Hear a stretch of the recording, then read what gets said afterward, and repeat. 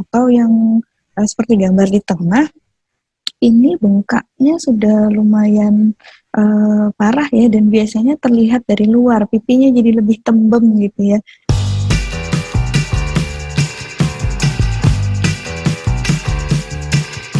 Habis ini kita akan membahas sesuatu yang paling seru, yaitu membahas kasus-kasus yang sering dialami oleh anak-anak dan bagaimana sarannya untuk memperbaiki masalah-masalah tersebut.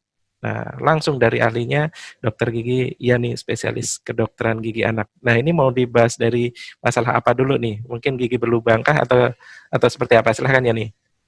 Ya, kalau masalah yang paling sering kita temui di anak-anak itu karies atau gigi berlubang memang ya Mas ya. Nih saya mau share screen lagi. Oke. Nah, jadi gigi berlubang itu wujudnya banyak sekali ya, nggak cuman yang bolong, dalam, coklat, kehitaman gitu ya. Nah, tanda putih seperti ini pada gigi susu terutama yang biasanya kita lihat, gigi dewasa atau gigi permanen juga, cuman yang sering dialami kondisi seperti ini di gigi susu. Nah, dan ini dekat dengan area gusi, itu juga merupakan awal mula dari gigi berlubang. Kemudian warna kecoklatan yang ada di gigi depan ataupun gigi belakang hingga warna kehitaman ini itu juga adalah kondisi gigi berlubang yang mana sering sekali kita temui di anak-anak, terutama pada gigi susu si anak.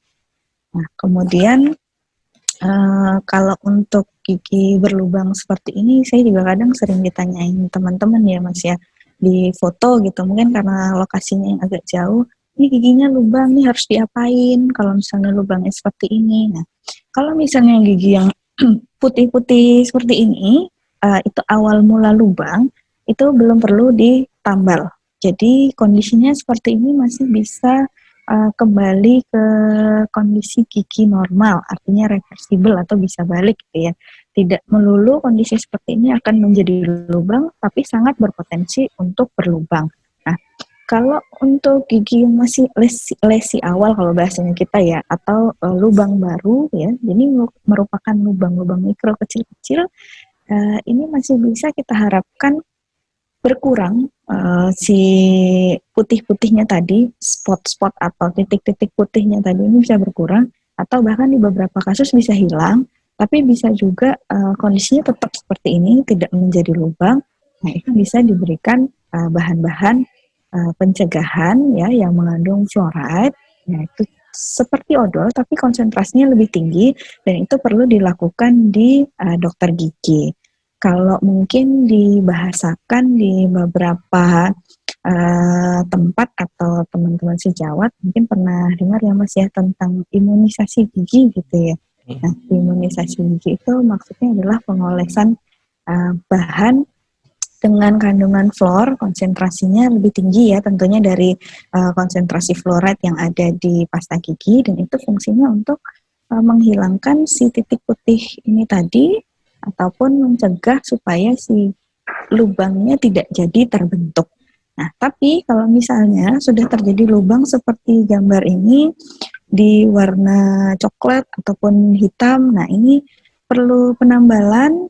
Dan mungkin di sini bisa kelihatan ya gambar kiri bawah, ini ada yang lubang cukup besar, lalu di sini ada kayak jerawatnya atau ada bagian yang menonjol di gusinya ya, itu sudah terjadi bengkak.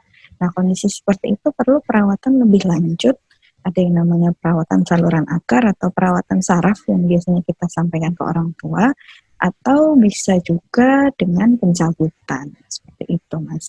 Jadi tergantung dari kedalaman lubangnya, dan kita lihat kondisi akar giginya, apakah masih memungkinkan itu ditambal, dilakukan perawatan saraf, ataupun harus dicabut giginya.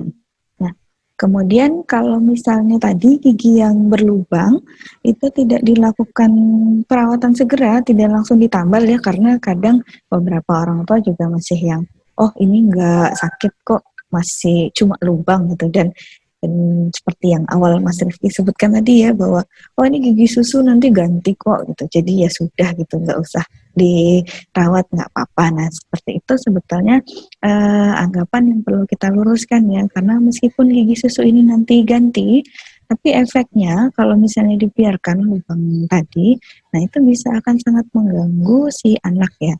Ini yang sering terjadi, misalnya di lubang gigi terlihat seperti kalau bahasanya pasien itu ada gusi tumbuh di lubang giginya.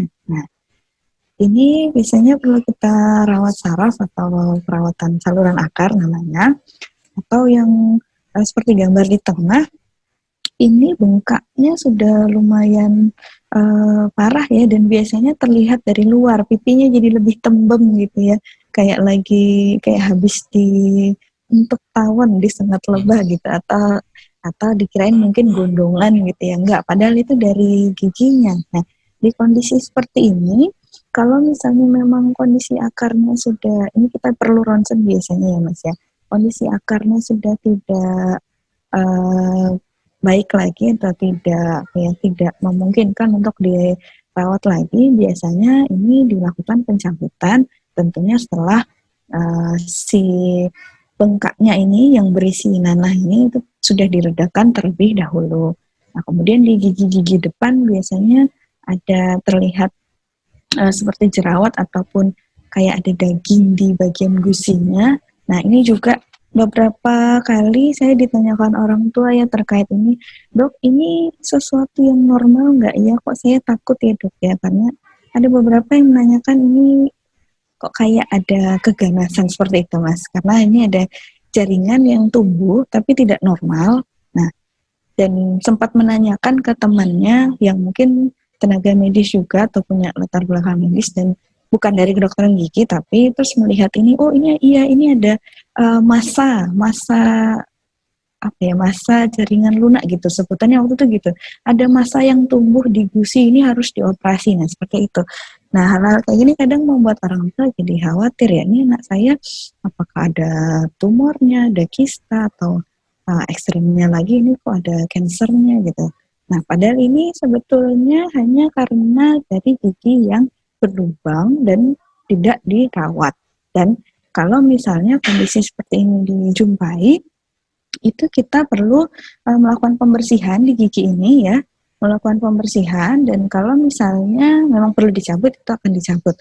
Dan biasanya kalau penyebabnya dihilangkan, maka si massa ini tadi atau benjolan ini tadi itu juga akan ikut hilang. Kecuali kalau memang sifatnya sudah sangat lama atau kronis ya, dan tidak hilang walaupun penyebabnya dihilangkan, nah itu yang perlu kita lakukan bedahnya, tapi bedah minor sih, masih bedah yang sifatnya kecil seperti itu, tidak yang ekstrim memerlukan waktu lama, harus di ruang operasi dan sebagainya gitu. Ini ya. Oke. Ya, tadi gigi yang berlubang ternyata bisa bikin bengkak. Ya sama aja, orang dewasa juga kayak gitu, anak-anak juga seperti itu. Dan sebaiknya orang tua juga aware dan jangan hanya berpandangan bahwa nanti ini rusak juga ganti kok. Kan kasihan anaknya. Karena itu betul. juga udah ada infeksi di situ. Anaknya juga pasti ada rasa nyeri. Bahkan tadi sudah disampaikan di awal bahwa kondisi sakit ini akan mengganggu proses belajar.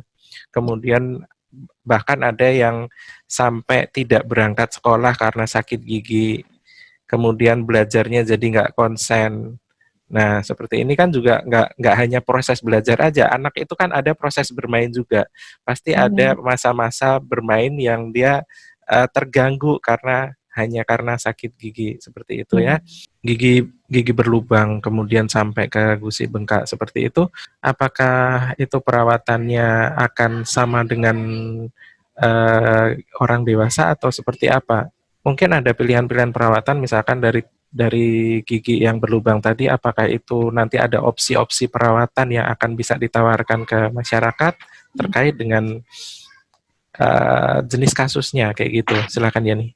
Ya, tadi sudah saya sampaikan sedikit tentang opsi perawatannya ya Mas ya. Bisa ditambal kalau memang masih sebatas di jaringan kerasnya gigi gitu ya.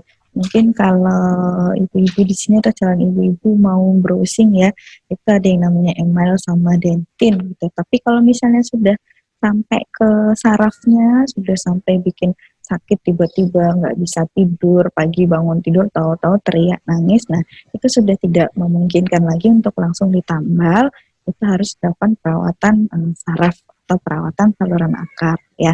Dan kalau misalnya sudah tinggal sisa-sisa akar atau tonggaan gigi ya, biasanya kalau orang-orang tua menyebutkan ya, itu perlu dilakukan pencabutan gigi karena sudah tidak bisa dipertahankan lagi. Sebetulnya hampir sama dengan orang dewasa untuk prinsip perawatannya, cuman memang bahan yang digunakan itu akan berbeda pada anak dan pada dewasa, seperti itu, Mas. Kalau dewasa kan kita kenal tambalan yang pakai sinar kayak gitu. Nah, apakah di Ya, anak juga ada pilihan tambalan seperti itu? ada yang tambalan sinar ada, kemudian ada tambalan yang diaduk tidak pakai sinar, itu kita namakan semen ya. Kalau saya bahasain ke pasien itu, kalau rumah itu kan di semen biar kuat. Nah ini giginya kita kasih semen juga ya, biar lubangnya ditutup, terus nanti dia jadi lebih kuat lubangnya. Nah itu biasanya kadang yang ditanyakan orang tua juga, yang kok ini anak saya nggak disinar ya dok ya, padahal saya kemarin ditambal disinar gitu.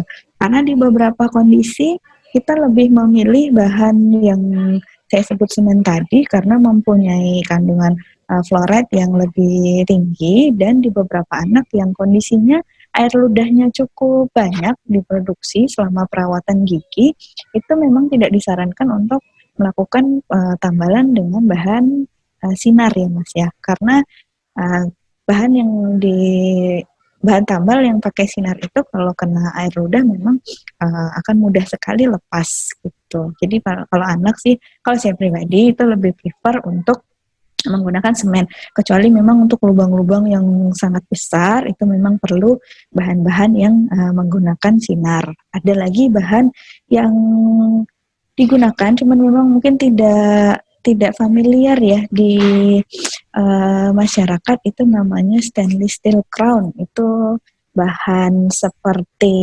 jaket ya, jadi dimasukkan ke gigi, diselongsongi gitu, dan bahannya bentuknya metal, itu stainless steel, dan biasanya kita mengistilahkan ke anak-anak, oh ini gigi robot gitu ya.